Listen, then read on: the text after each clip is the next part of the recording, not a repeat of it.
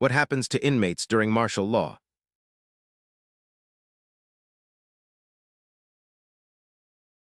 Under martial law, prisons clamp down on inmate privileges.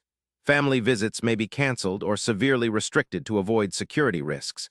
Communication with the outside world, like phone calls or letters, is closely monitored or halted.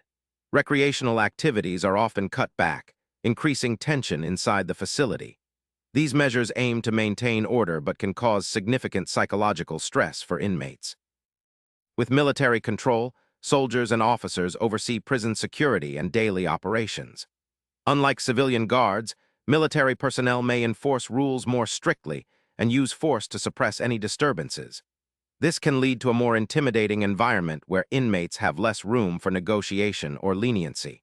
The military presence is meant to prevent escapes or riots during unstable periods.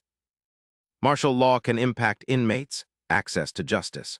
Courts may close or delay hearings, and legal rights like habeas corpus can be suspended. This means inmates might remain in custody longer without trial or appeal. Such legal limitations are justified by authorities as necessary for security, but raise concerns about fairness and human rights. In certain cases, authorities might release low-risk inmates to ease overcrowded prisons or for political reasons during martial law. Others might be transferred to military-run facilities or more secure locations to prevent disturbances. These moves can depend heavily on the specific martial law context and government priorities. Subscribe for daily answers to questions you didn't know you had.